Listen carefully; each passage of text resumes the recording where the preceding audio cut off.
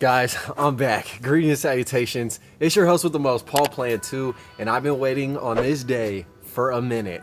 Today is my backyard pond build.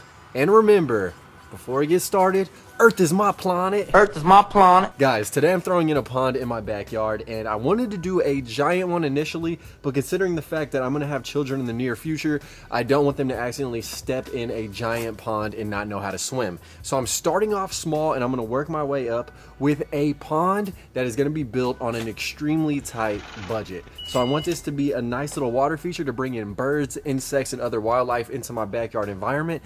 That way I can get that natural habitat certification going on to have a nice little wildlife area in my backyard.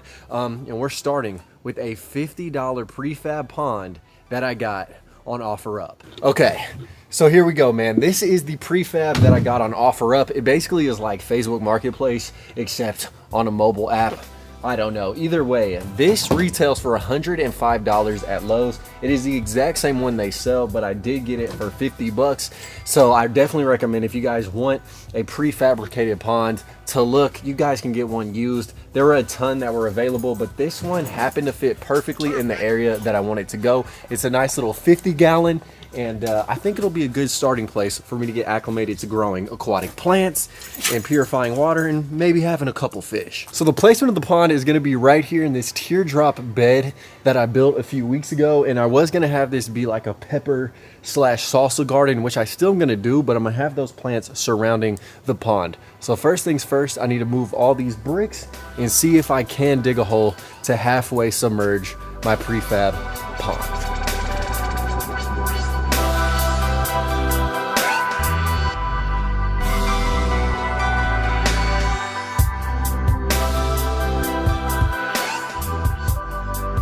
All right, beautiful. We have all the bricks removed, and now it's time to place the pond where I think it should go, which is roughly in the middle of this teardrop, and then see if I can actually dig a hole to slide part of it into the ground. All right, so roughly speaking, I need this much of it to hit the ground, which is probably about like 8 to 10 inches, and we'll see if that will work. So first things first, I had to create an outline in the shape of the bottom of the pond to make sure that the hole I dug was the proper shape. So once the outline was created, I started the arduous task of digging the hole.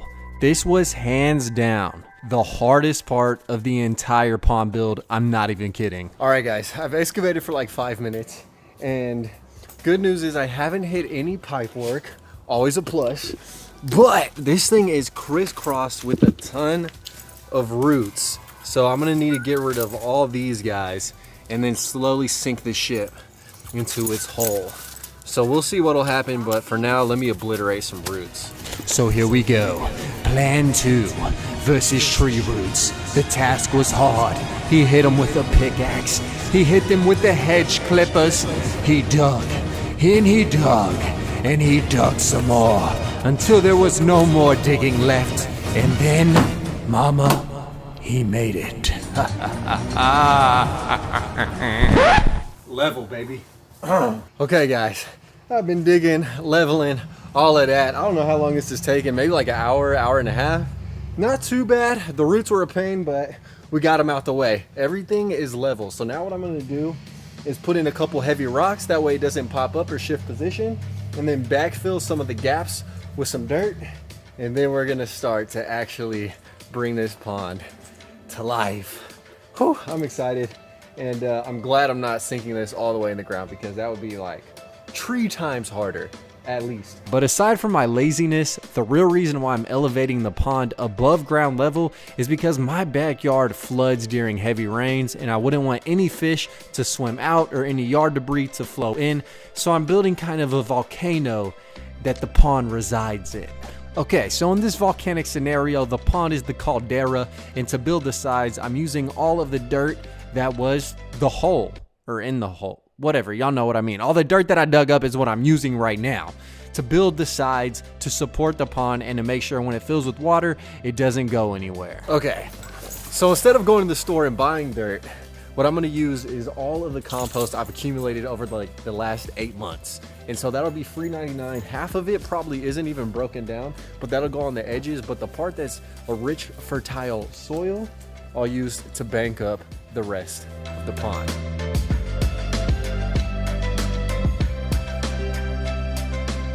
Amazing. So I have a ton of, I don't know, like premature compost put around the clay, so that way it will enrich the soil all around this area.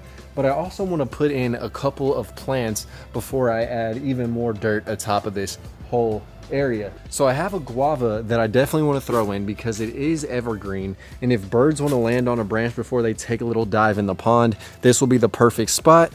I also have this agapanthus that I'm going to throw in, and then this little Duranta gold. So just a couple of things. I'm going to add a ton more plants as time goes on, but these are just what I have on hand that I think will look really, really cool. And I want a nice evergreen little burst of growth happening around the pond area. So I'm going to put these guys in, and also using the roots of these potted plants, they will help solidify the structure. So that is the goal I'm going with the agapanthus. And also I'm adding a little bit of topsoil around the edges just to make sure there's a nice level area around the outskirts of the pond. Okay guys, fantabulous. We have pretty much all the topsoil lining the exterior of the pre-built pond, and I want to throw in 2 plants before I get to laying down the rocks. That way I can work around these guys. And one is going to be this bromeliad right here, super cool. I love the red color. And then this Duranta gold. This adds a nice lemon lime green, something like a delicious popsicle in the summertime. So we have the plants in the ground, they're looking amazing, and now it's time to start laying down some of the rocks, which I'm really excited about. And I have a bunch of different rocks, all of which I got for absolutely free. So the ones I'm probably going to use first and foremost, I was blessed with because they were buried underneath the plants that were in this property. So I don't know how long these have been here, but essentially they're these really nice brown like flagstones, and I have a ton of these guys. I did use them in the front of my yard when I created my first gardening project ever like 2 years ago. Then I have the classic urbanite. So what urbanite is it is concrete, just broken concrete. Now these I found outside of someone's house. They were on the curb. Some of them I got from my fence posts that were buried.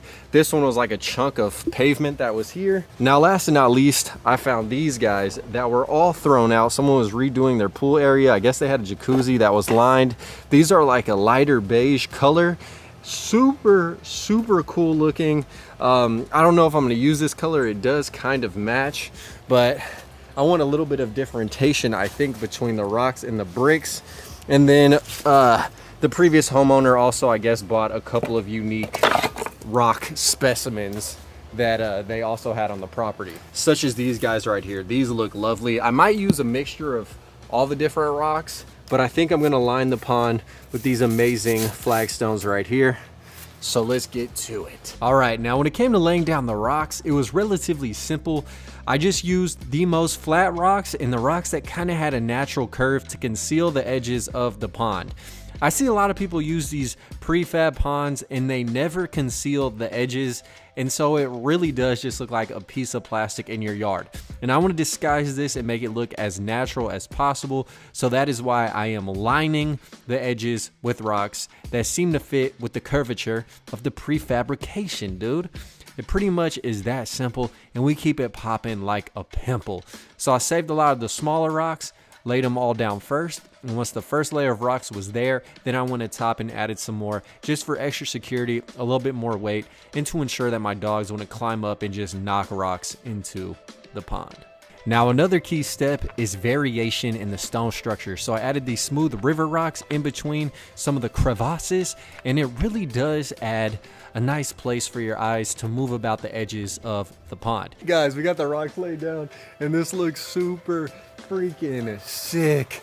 I'm not even playing. It looks really good right now the way it is, but obviously, man, I went and I bought a hose, I bought a waterfall feature, so we got to throw in a waterfall into this pond, and it's going to be right here. And y'all know me, if I'm thrown in a waterfall, it can't be any waterfall. Hell no. I had to get this giant pot because my whole backyard theme is kind of like a lost temple in the jungle. So right now I'm adding some structure with some heavy rocks to balance the pot a pond. And yeah, I got this pot for 20 bucks at an estate sale. So right now I'm just preparing the area, and dude, there it is, baby. Yes. All right, guys. So now I need to weigh down this pot. So I'm gonna use some of that Urbanite, which you won't see, to tilt up the waterfall and kind of conceal what I got going on. Then I spent a few hours laying bricks around the pond, and it looked absolutely horrible, so I knew the natural look was the way to go. And I started it off by adding this huge boulder. And then the rest of the process didn't really have any rhyme or reason. I just would place rocks, stand back, and then move them and see if they looked right in that position. And there was a ton of rearranging. I'm not even gonna lie to you guys. This took multiple attempts to really get the layout right, especially with some of the more unique rock varieties I had. But it's like, get in where you fit in with the rocks, cross your fingers, hope for the best, and just know you're probably gonna rearrange them 3 to 5 more times until you get the perfect look. This literally is just all in the eye of the beholder, but my God, that is a nice boulder. Now, before I added all the rest of the rocks, I had to fill some crevasses with plants, and these plants hang over. They're called golden globes. They're gonna be covered with flowers. I also threw in this beautiful fern on more of the shady side. And then of course I had to pack it in with some more rocks. And then, dude, we weren't stopping there. I added a couple ground covers. These are called frog fruit, native to the area. Some nice lime green moss to absorb some of that moisture. And then this bad boy, the Louisiana iris. I can't wait to see it flower. But y'all know me, I had to throw in some plants that are edible. So I had some basil chunked in. I threw in this jalapeno, some parsley off camera. And then to shore up the overall structure, I chunked in this giant branch I found on the side of the road. And then I concealed it with some more rocks on the back end, just to complete the outer crust of my pond mountain structure. So this is crazy. I have all the rocks laid down. Dude, the pond looks freaking awesome, man. I'm not even gonna lie. Just check this thing out. Oh my God. All right, so what I'm gonna do right now is set up my pond filter / waterfall. And just to reiterate, this is a pond on a budget. So this little filtration pad was 11 bucks. The waterfall piece was $27. And all you had to do was just layer up this absorbent part, shove it in there all nice and deep like. You could have cut it if you wanted to. Then I topped it off with some nice lava rocks. This whole bag was, I think, 6 bucks at Lowe's. And that's pretty much all you need to filter a pond. Then I placed my plastic giant waterfall filtration system into the pot, and I ran a hose through the back to connect it. All right, guys, so now that we have the waterfall installed, it's time to grab a bunch of rocks to fill up the bottom of the pond. And luckily the previous homeowner dumped a ton of them on the side of the house, so I don't even have to buy any rocks for this project whatsoever. Let's go. Perfect. So we have a giant wheelbarrow full of rocks that are going to form the bottom of the pond, but instead of just throwing them in because they are covered in dirt and other nastiness, I'm going to go ahead and fill up this whole wheelbarrow with water. That way it'll rinse off at least some of the initial dirt that's on these guys. That way the water can be as clear as possible, relatively speaking, from the get-go. All right, the water's kind of murky. It's time to start throwing these rocks into the pond, give a place for bacteria to grow, and make it look more naturalistic. Let's get to tossing. Oh, what a lob. All right, once there were enough river rocks in the pond, I just leveled them out by hand, and then I used all the remaining rocks I dug up just to add more texture, more layers, more colors, more variation of form to the overall outside structure of the pond. And I love the way it came out with all the little river rocks dotted throughout the design. All right, let's take a peek in the pond, and y'all can see there are a bunch of little gaps in between these larger river rocks. So I went ahead and I ran and I got some pea gravel at Lowe's, and it was $5 for this bag. Now again, man, these rocks are, Ranger, you are so curious. These rocks are very dirty. So I'm gonna go ahead and pour them all in one of these planters, run the water through it, and then chunk them to fill in all the gaps in the pond. That way there's a maximum surface area for bacteria and other beneficial aspects of life to grow and flourish. But the pond is looking lovely. All right guys, now it's time, man. I'm gonna chunk it the pump, connect the tubing, and fill it up with water. So let's put in this little $17 Amazon pump. Hopefully it's strong enough. I don't know, I was just being as cheap as possible. But I'm excited to see this waterfall go. Hopefully it works, and just to fill this guy up with water and have the wildlife come through. Let's get it. All right, so I definitely was balling on a budget with this pump, but it had over 1,000 reviews on Amazon, if I'm correct. And the pumps at Home Depot and Lowe's were like 4 to 5 times more expensive, and I didn't need a giant pump for this little 50-gallon pond, so I just stuck it on the side with the suction cups, and then I used some hedge clippers to chop up the piping, which by the way was only 20 bucks, and I did grab this piping at Lowe's. I cut it nice and clean, then attached it to the pump.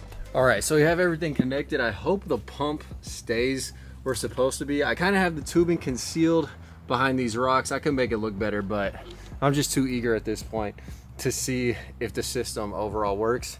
But first and foremost, we got to fill it up with water and see what's happening. All right, so straight up, this is the craziest part. This is the moment of truth. I really should have tested if this had any leaks before I did all this, because that would be tragic if in fact it did.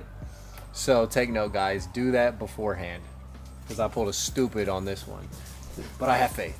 Okay, so as the pond fills up with water, we're gonna do a final breakdown of the budget. I spent $129 on equipment. That includes the prefab pond itself, which was $50, the waterfall, the hose, the pump, the lava, and gravel rocks. And then I spent $100 on plants, which is really what busted through on the budget and made this a little bit more expensive. If you're doing this, you guys can grow plants from seeds, but I was blessed with the free rocks. Again, collect some broken concrete, some asphalt, and you guys can make a pond like this on a budget as well.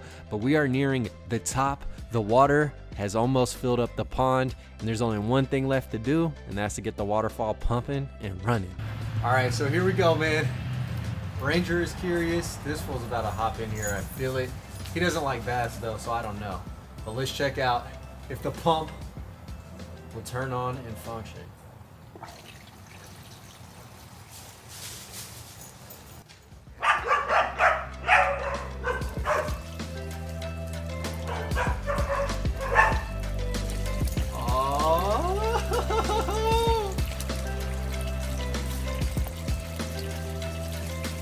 And all right guys, there it is. The pond is 100% complete. It is the next day, and man, if y'all enjoyed this build, please smash the like button.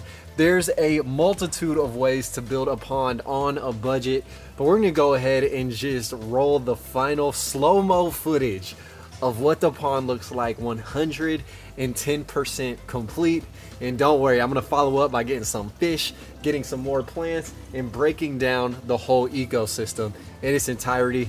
But smash the like button if you guys enjoyed, subscribe if you aren't already, and here we go. Here is my pond on a budget, complete.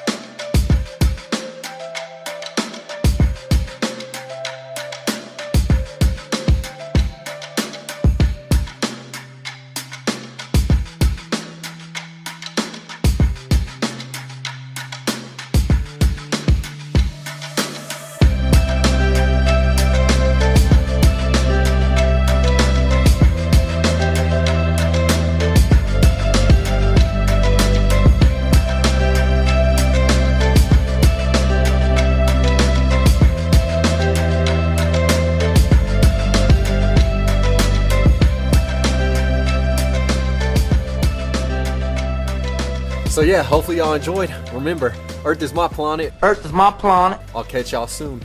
Peace. Killing these songs, leaving a bloody life I roost to. And I'm in it to win it, so I'm somebody that you should get used to.